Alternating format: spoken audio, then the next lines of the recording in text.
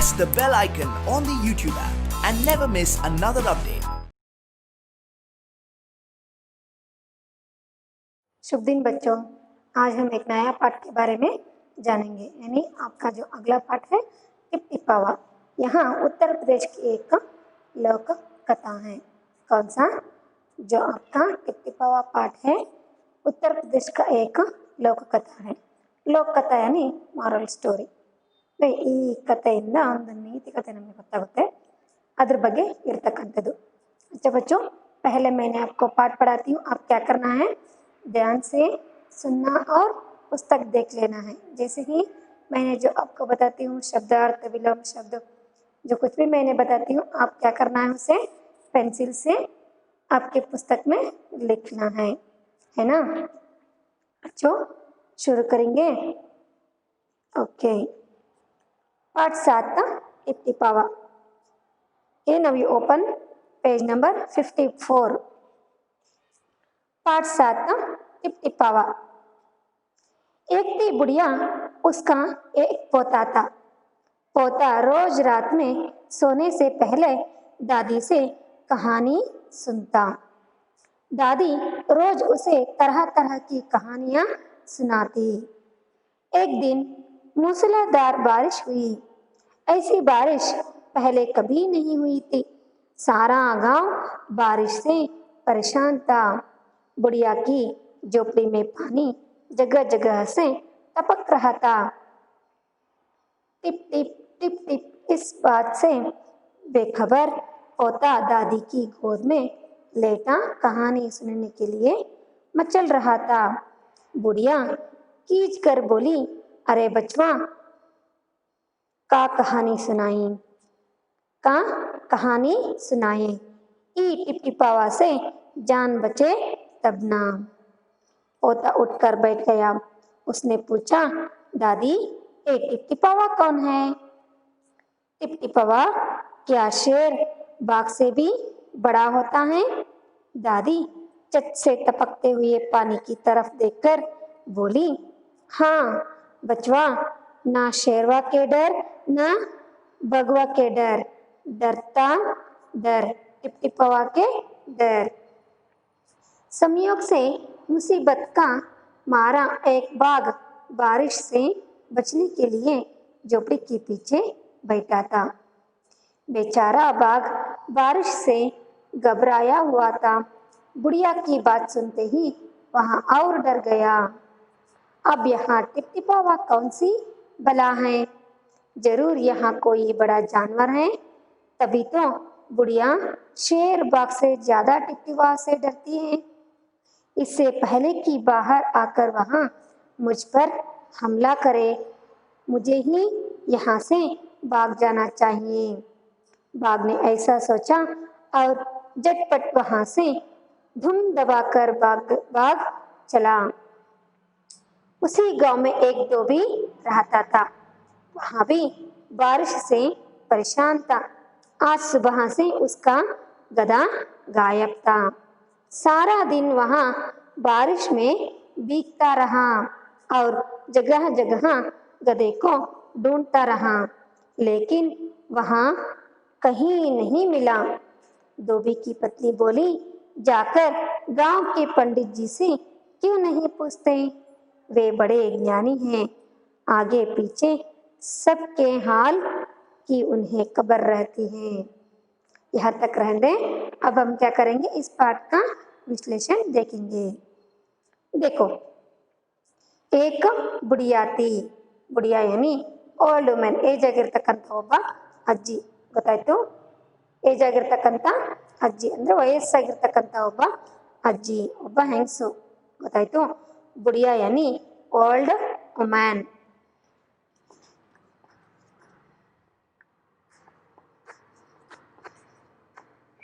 बुढ़िया यानी old woman. बूढ़ा बूढ़ी है ना, लिंग बदलिए, यहाँ भी हम देख सकते हैं। बूढ़ा है ना, जिसका स्त्रीलिंग रूप होता है बूढ़ी। ओके, ए पुल्लिंग रूप है, ए स्त्रीलिंग रूप होता है ना। बूढ़ा बूढ़ी, एक थी बुढ़िया, उसका एक पोता था। पोता रोज रात में सोने से पहले दादी से कहानी सुनता है ना। उसका एक पोता, पोता यानी ग्रैंडसन, बेटे को हम क्या बोलते हैं, पोता बोलते हैं। यानी ಅಜ್ಜಿಯ ಮಗನ ಮಗ, ಮೊಮ್ಮಗ यानी पोता यानी ಮೊಮ್ಮಗ ಅಂತ ನಾವು ಕನ್ನಡದಲ್ಲಿ ಹೇಳ್ತೀವಿ, अंग्रेजी में ग्रैंडसन है ना। पोता ಮೊಮ್ಮಗ, ಯಾರ ಮಗ ಆಗಿದ್ದ ಇವನು, मगना मगा यानी बेटा को हम क्या कहते हैं, पोता कहते हैं। ओके, ग्रैंड सन,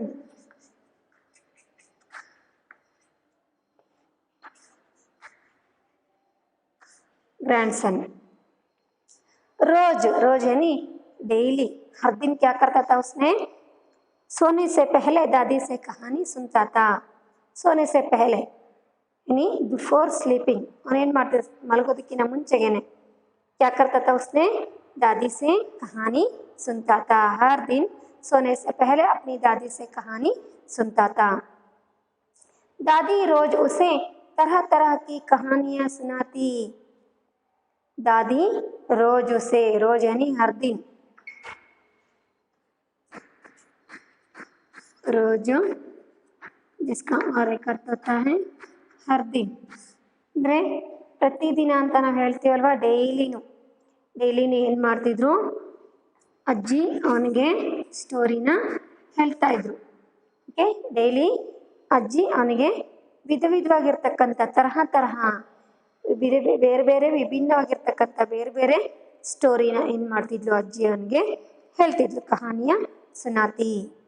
एक दिन मूसलाधार बारिश हुई। मूसलाधार यानी जोर से, बहुत जोर से, मूसलाधार यानी बहुत जोर से बारिश हुई। ऐसी बारिश पहले कभी नहीं हुई थी।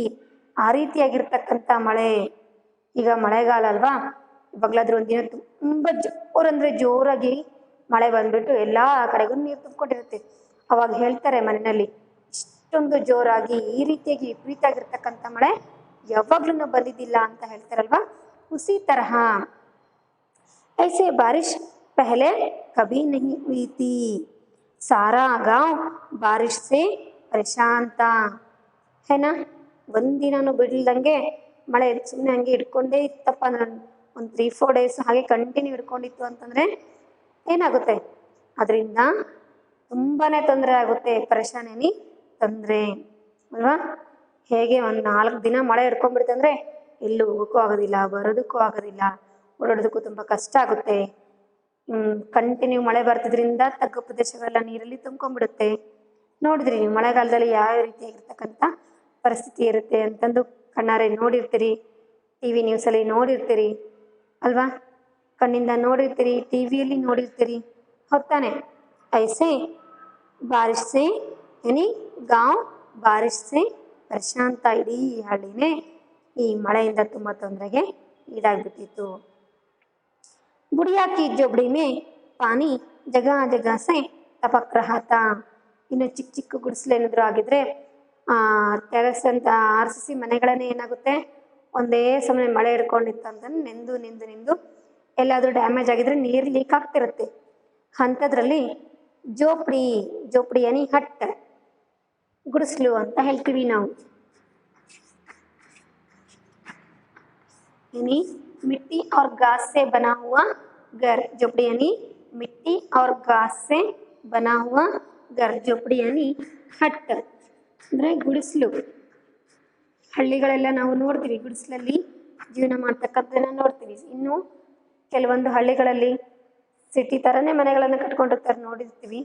ಹಾಗೂ ಇನ್ನೂ ಕೆಲವೊಂದು ಕಡೆಗೆ ಅದೇ ಹಳ್ಳಿನಲ್ಲೇ ಸುಮಾರು ಜನ ಗುಡಿಸಲಲ್ಲಿ ವಾಸ ಮಾಡೋದನ್ನು ಕೂಡ ನಾವು ನೋಡಿರ್ತೀವಿ ಅಲ್ವಾ। झोपड़ी में पानी जगह जगह से टिपक रहा था। जगह जगह से क्या कर रहा था? टपक रहा था. ಟಪಕ್ यानी ಲೀಕ್ ಆಗ್ತಕ್ಕಂಥದ್ದು. ಎಲ್ಲಿ ನೋಡಿದ್ರು ಮನೆ ತುಂಬ ನೀರು ಟಪ ಟಪ ಟಪ ಟಪ ಅಂತ ಬೀಳ್ತಾ ಇದೆ. है ना?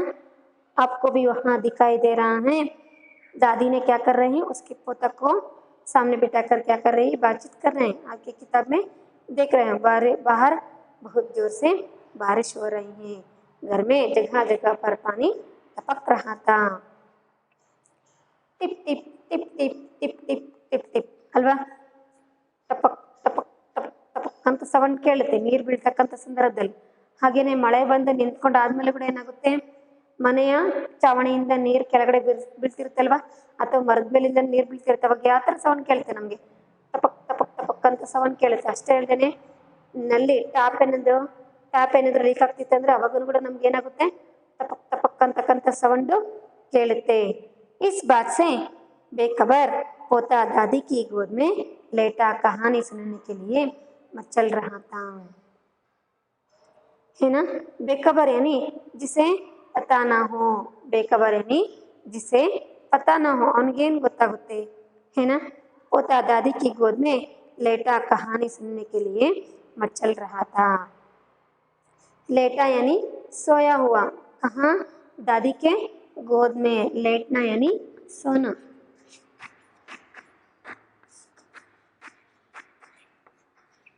सोकर यानी उस पोता ने कि दादी की गोद में, गोद ಅಂತಂದ್ರೆ ಮಡಿಲಲ್ಲಿ ಮಲ್ಕೊಂಡು ಏನು ಮಾಡ್ತಿದ್ದವನು? सुनने के लिए मचल रहा था. है ना? क्या कर रहा था उसने? मुझे कहानी सुनाओ कहकर क्या कर रहा था उसने? हट कर रहा था. ಹೋಗ್ತಾನೆ. ನಿಮಗೆ ಡೈಲಿ ಮಲ್ಗೋದಕ್ಕಿಂತ ಮುಂಚೆ ಸ್ಟೋರಿ ಕೇಳೇ ಮಲ್ಗೋದು ರೂಢಿ ಇರುತ್ತೆ. ಯಾವತ್ತೋ ಒಂದಿನ ಅಮ್ಮನಿಗೆ ತುಂಬ ಕೆಲಸ ಇರುತ್ತೆ, ಅವ್ರಿಗೆ ಹೇಳೋಕ್ಕಾಗ್ತಿರೋದಿಲ್ಲ. ಅವತ್ತು ಏನು ಮಾಡ್ತೀರಿ ನೀವು? ಇಲ್ಲ, ನನಗೆ ಸ್ಟೋರಿ ಹೇಳಲೇಬೇಕು, ಈ ಸ್ಟೋರಿ ಹೇಳಿ ನನಗೆ ನಿದ್ದೆ ಬರಲ್ಲ ಮಮ್ಮಿ ಅಂತ ಏನು ಮಾಡ್ತಿರ್ತೀರಿ? ಕಾಡ್ತಿರ್ತೀರಿ ನಿಮ್ಮ ಅಮ್ಮನಿಗೆ. ಹೊತ್ತಾನೆ ಅವ್ರ ಸ್ಟೋರಿ ಹೇಳಿದ ಮೇಲೇ ನೀವು ಮಲ್ಗೋದು ಅಲ್ವಾ? ಆ ರೀತಿಯಾಗಿ ಹಠ ಮಾಡ್ತಿರ್ತೀರಿ. ಮಚ್ಚಲ್ನ ಯಾನಿ ಹಟ್ ಕರ್ನ.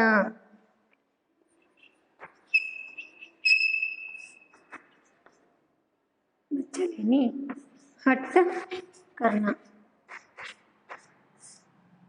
ಅವನಿಗೆ ನಿದ್ದೆನೇ ಬರ್ತಾ ಇಲ್ಲ. ನೀನು ನನಗೆ ಸ್ಟೋರಿ ಹೇಳಿದ್ರೆ ಮಾತ್ರ ನಾನು ಮಲ್ಗೋದು ಅಂತ ಏನು ಮಾಡ್ತಿದ್ದೇನೆ? यानी उस पोता ने अपनी दादी से पूछ रहा था. बुढ़िया खींच कर बोली. खींच कर यानी गुस्सा होना. खींच कर